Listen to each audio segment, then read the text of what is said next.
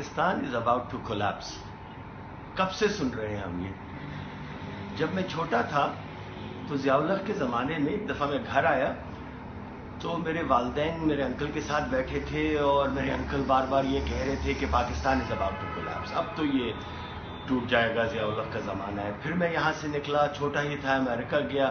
امریکہ میں Rutgers university میں پڑھتا تھا. 1 سال کے لیے میں پاکستان اسٹوڈنٹس ایسوسی ایشن کا پریزیڈنٹ بنا. سارے پاکستانی اسٹوڈنٹس جو وہاں پر تھے مجھے کہنے لگے کہ کیا کر رہے ہیں آپ، کس لیے پاکستان پروموٹ کر رہے ہیں، Pakistan is not going to last, Pakistan is about to collapse. Then اس کے بعد پھر وہاں سے وال اسٹریٹ پہ پہنچے ہم.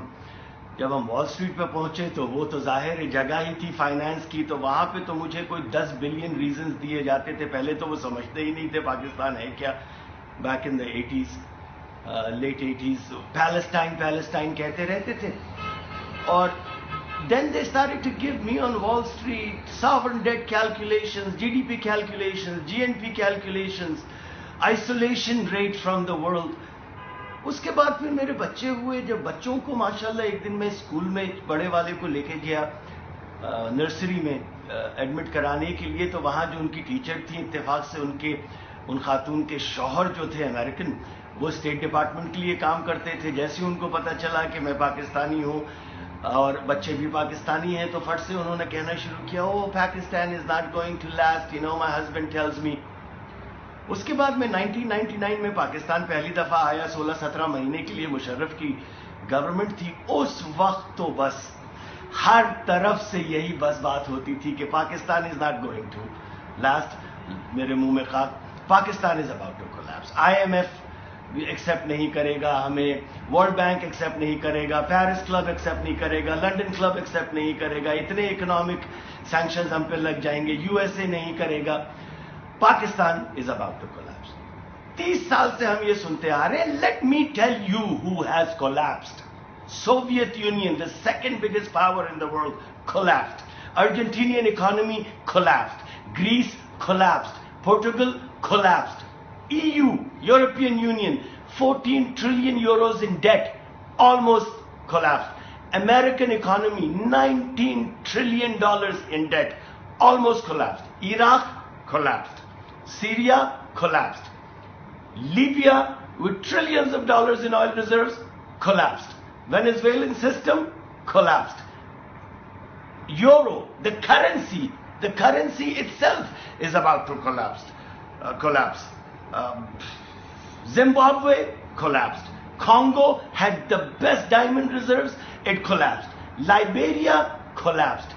Libya, جیسے میں نے پہلے کہا, collapsed. Yemen collapsed. Israel is no longer America's favorite. It's about to collapse.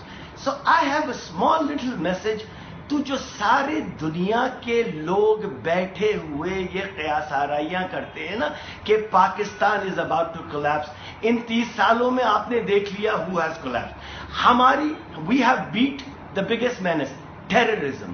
ہماری GDP پچھلے 30 سال میں گرو ہوئی ہے. ہماری GNP پچھلے 30 سال میں گرو ہوئی ہے. ہماری پر کیپٹا انکم پچھلے 30 سال میں گرو ہوئی ہے. ہمارا standard of living has gone up. We have become a nuclear state. We have CPEC now. So to all the people who are waiting for Pakistan to collapse, آپ اور میں آئیں گے چلے جائیں گے, ہمارے بچے آئیں گے چلے جائیں گے, ہمارے گرینڈ چلڈرن آئیں گے چلے جائیں گے. Pakistan is here to stay. Create a positive attitude about Pakistan. اس لیے کہ پاکستان میں سب میں زیادہ محب الوطن لوگ رہتے ہیں. ہمارے یہاں پرابلمز ہیں, مگر آپ جب دوسرے ممالک میں رہ کر آئیں گے تو آپ کو اپنے پرابلمز کا پتہ چلے گا کہ پرابلمز وہاں پر بھی ہیں. اس Pakistanis are positive minded people, محب الوطن قوم ہیں ہم, اور Pakistan is never going to collapse. ہمارا ریٹ شاید تھوڑا سا گروتھ کا سلو رہا ہو بنسبت دوسرے ممالک کے, مگر Pakistan is not going to collapse. Pakistan is going to stay here. Why? Because Pakistanis are a very resilient nation. We don't give up. Simple. And the best thing a human being can have, towards his country is a positive attitude कि I love my country and I am not going to give up. So Pakistan is here to stay and inshallah Pakistan will grow. Pakistan Zindabad. Thank you.